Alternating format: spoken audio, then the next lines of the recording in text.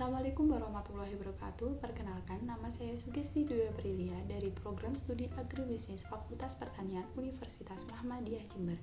Di sini saya akan mereview webinar dengan judul Masa Depan Koperasi dan Inovasi di Indonesia untuk memenuhi tugas mata kuliah Koperasi Pertanian yang diampu oleh Ibu Fevi Nurdiana.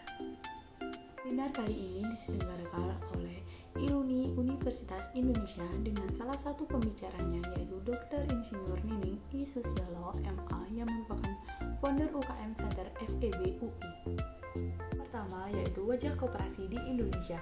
Jumlah koperasi yang aktif di Indonesia pada tahun 2012 mencapai 135.286. Namun, di balik koperasi yang aktif, terdapat pula koperasi yang tidak aktif atau palsu, di mana pada tahun yang sama mencapai 53.578 koperasi, dan jumlah ini terus meningkat setiap tahunnya. Pada tahun 2015, Kementerian melakukan pencegahan dengan dibuatnya ID koperasi, sehingga jika terdapat koperasi yang tidak memiliki ID koperasi, maka koperasi tersebut akan ditutup. Pada tahun 2016, terdapat penurunan jumlah koperasi palsu karena adanya tindakan tegas dari pemerintah untuk menutup koperasi palsu tersebut. Dari analisis yang dilakukan oleh Dr. Insinyur Nining I. Susilo MA, beliau menyebutkan bahwa koperasi di Indonesia yang tidak aktif merupakan koperasi yang menggantungkan diri pada dana dari luar. Hal tersebut terbukti dari semakin banyaknya dana dari luar, maka semakin banyak pula koperasi palsu, dan dapat dikatakan bahwa koperasi palsu tersebut hanya beroperasi saat memperoleh dana dari luar. Inovasi merupakan blend startup BML yang merupakan Build, Measure, and Learn.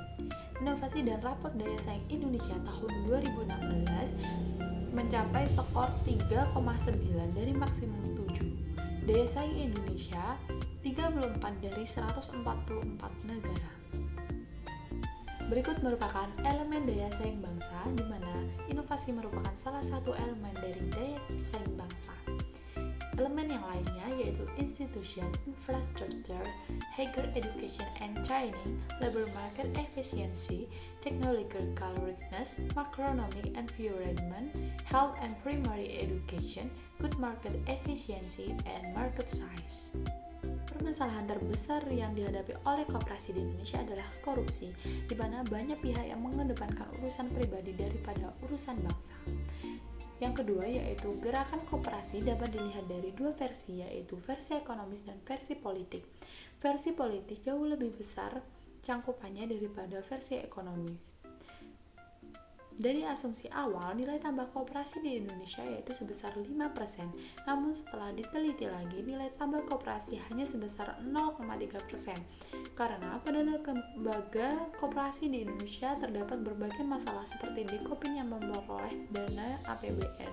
Hal ini yang menyebabkan koperasi di Indonesia yang sejatinya harus mandiri namun bergantung pada dana dari pemerintah.